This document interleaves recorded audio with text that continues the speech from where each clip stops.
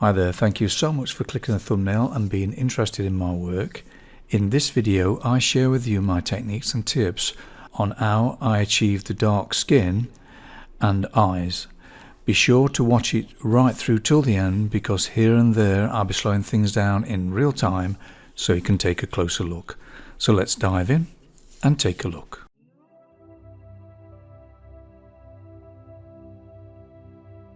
I'm doing the outline freehand, so I place a center point in this middle of the square there. It's a 4" by 4" study, and then from there just lightly add in a few areas using imaginary angles from that center point, and then comparing on the vertical plane and the horizontal plane in comparison with each other.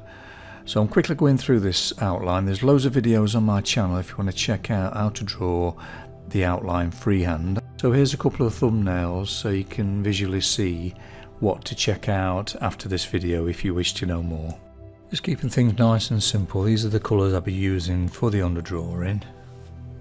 Now I love this stage, it's quite loose and it's a chance to be free flowing, and all it is really to reshape what you've done on the outline, making sure everything's in the correct position and getting everything prepared for when I put rich colours on. So it's quite interesting just to have a play about with certain colours, just to see what might be needed. And yeah, it's just quite nice just to be relaxed and just let it flow. But while I'm doing this, I'm still connecting to the energy of the subject, really feeling it, letting that image come into me rather than me focusing on the image. So draw it from inside your heart and just really relax and enjoy the freedom of just moving these shapes around in preparation for when you put all those nice rich colours in. So I'm laying the white in first, light pressure where it's mid-tone, more pressure where it's highlight, and then just glaze over with the burnt sienna and yellow ochre in places, and just feel your way, and like I say, just shaping everything up. I'm not concerned about the value or the chroma. All it is just making sure all the placement is right, so when you start putting those rich colours on, you haven't got to move things around so much. Another thing about doing these underdrawings is that it takes the tension away as well, because you've laid some colour down. It's like if you're just going straight in with the rich colours over the outline, it can be a little bit daunting. So if you get everything down and you're working as a whole, so you're putting all this pigment down, it does help, and especially it actually covers the pastel matte tooth up, so when you start putting these rich colours on, they go on smoother and it's easier to apply. Just have fun with it and just see it as play, as though you're just moving things around and just enjoying the freedom of not being too intense about getting everything accurate and the colour right at that stage. Right, these are the colours I'm basically using to get that depth to that dark area there, using the Caran d'Ache brown and black, and then getting the speckles with the white grey from the Carbethella range, and then glazing with burnt sienna and using the blue to get sort of depth to the shadow as well. So it's just playing and getting that sort of feeling and just laying it down to start with, so it gives me a good idea then of what value I need for the skin. So here's the colours I'm using overall for the skin tones. Just added a colour that is very similar from the Caran d'Ache range, 745, excellent for this dark skin tone. Just slowing it down to real time now, so you can see how I'm laying this colour, which is a similar colour to what I'm looking for. Just small circles, and you can see what I've done with the underdrawing. You see how it's sort of shining through this layer, so it's like each layer is like transparent, if you like, in a certain way, or translucent, and it all shines through, and this is what creates that texture I'm looking for. If you're enjoying this video, why not subscribe? It's absolutely free, and then you're sure not to miss any of my future videos. What I'm doing is using a combination of brown and burnt sienna, and then if it needs to be more chroma, I'm adding that lemon yellow. So I'm laying in the white to get that sort of value, so you're tinting it down a little bit lighter than you need, so when you glaze over the top it becomes the correct colour.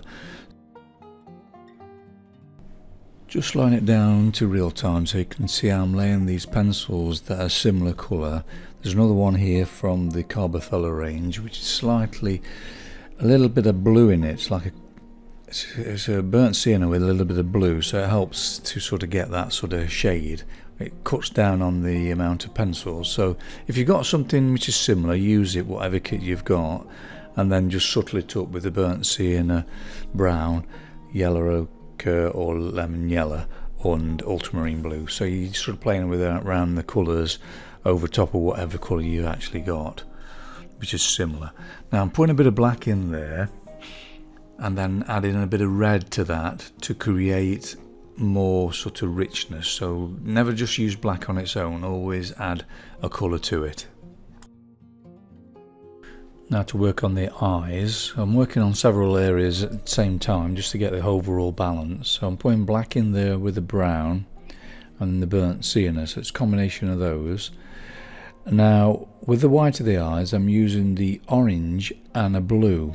It's because the blue and orange are complementary, so it creates nice greys. So you can have a nice cooler grey with more blue or a warmer grey with more orange. And it's really just sort of does the trick really, using that combination. Then I'm using the Faber-Castell there because it's more fresher, so I'm adding that down first and then glaze over the top, and then I'm just putting these sort of little ideas of where the eyelashes are as well while I'm doing that, and then blending it here with the colour shaper. So I'm working on several areas trying to combine these pencils to create the correct shade. Now here in the corner of the eye I'm using a cold red and a dark green because they're complementary, and that causes correct shadow for that. Now putting the highlight in and just glazing with the red just to give it that glint of colour. Just like to take this opportunity to thank all my Patreons for all their wonderful support every month. I can't thank you enough.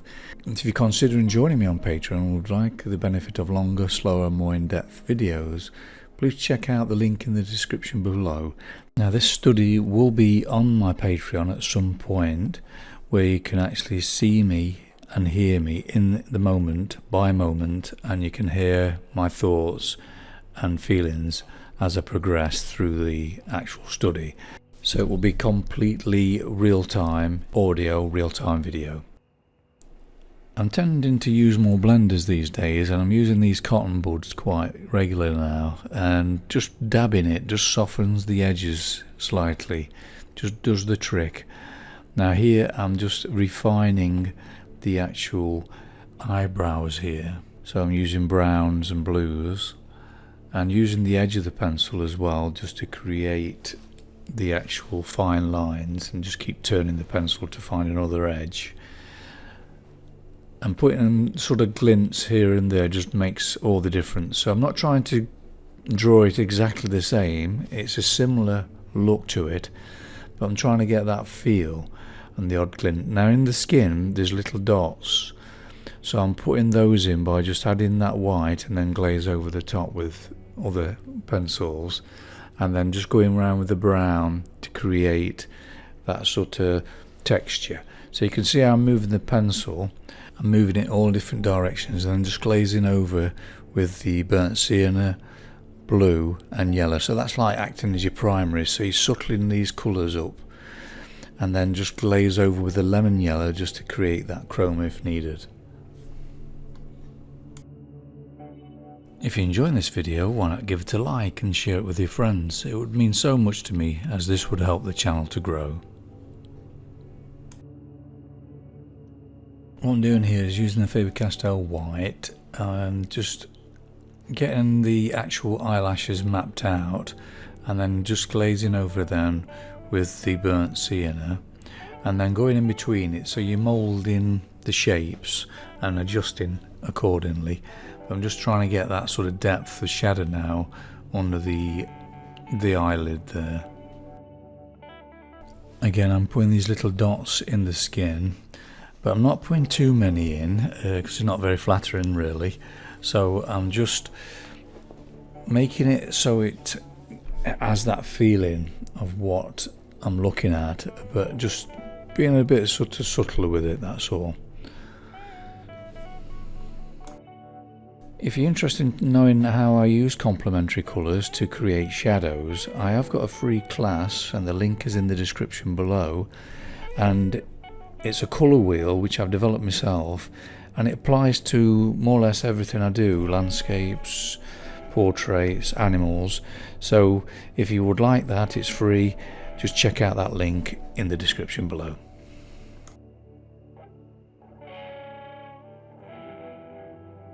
Just slowing it down so you can have a closer look how I'm getting the texture of the skin here. Again, using the Carbofellow white in this instance, and just going with it. Just let that movement happen. Just let the energy of the subject go into you and let it flow out of your hands. And then just go over that white with the colour which is very similar in this instance. So I'm using the connection of the white and this brown here, and then going round and making sure that everything's balanced, and some areas need more red, some needs more yellow, and it's a case of just going round and checking everywhere and just getting an overall feel really. So I'm using the complementary, basically the red, blue and yellow. I'm adding these final details. I'm actually looking in the mirror a lot just to check to see how it feels from a different perspective. You can take a photograph with your mobile phone and see how it looks, but basically what I'm doing is just going around trying to get the whole feeling, because everything should feel like one. It shouldn't be like loads of detail in the eyes and everything else is subtle. It's all about getting that sort of feeling, the overall feeling, and just letting your instincts take over, and you'll feel if there's some area that needs more attention, and if it feels wrong, it needs attention. That's how I'll do it, rather than thinking, oh, you know, that don't look right, or this don't look right. It's how it feels for me, and when I'm sensing this, that's what I'm going by. If I can sense there's something not quite right, I work on it until it does feel right. Now I'm softening the white of the eyes here again with the cotton bud. It just does the trick. You don't have to rub on it, it's just a matter of just dabbing on it, and it just softens all those edges. It just makes all the difference. So what I'm aware of is our things are glowing more than others, our things are softer and some are sharper. The colour balance and the temperature, all these things I'm feeling at the same time, so I'm getting an overall sense of what's happening with the portrait, and then just going with my instincts like I mentioned earlier, and then just let it just happen.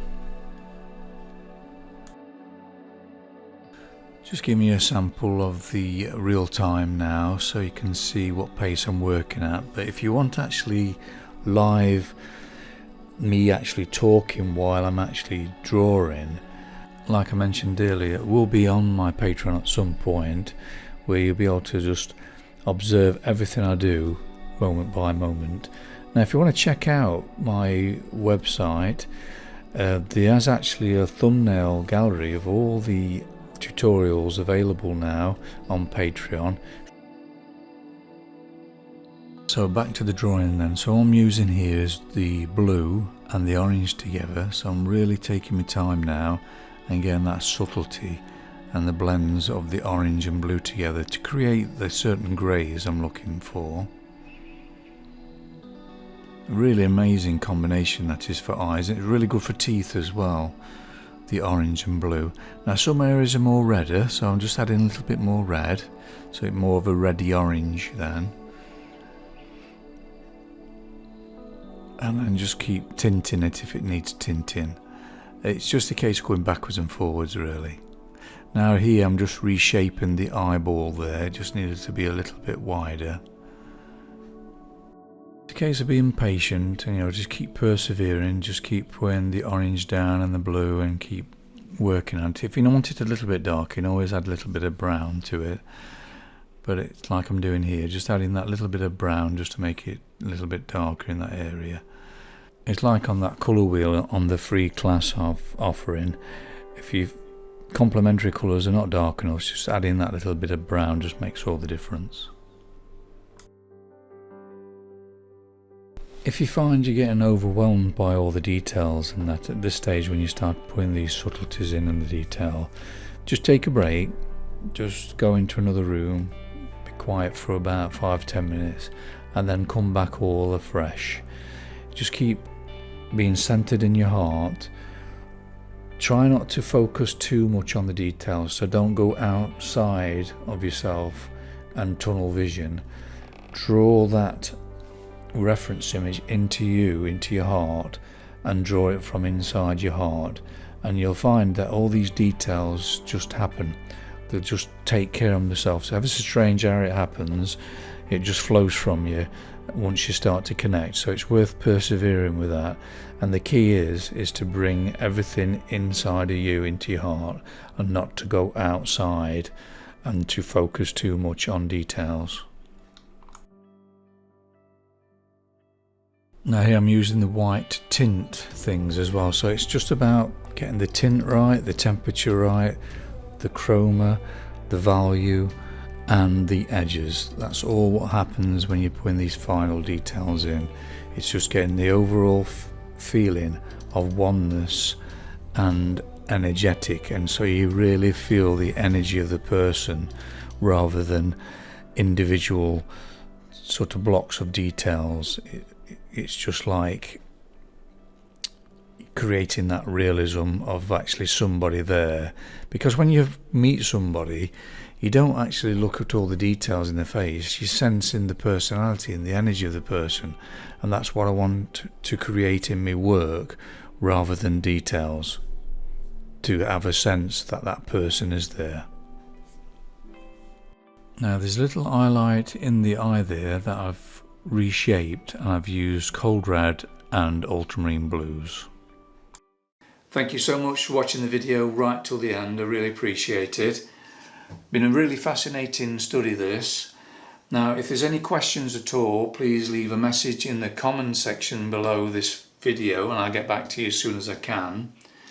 If you find that you've enjoyed it, please give it a thumbs up and share it with your friends.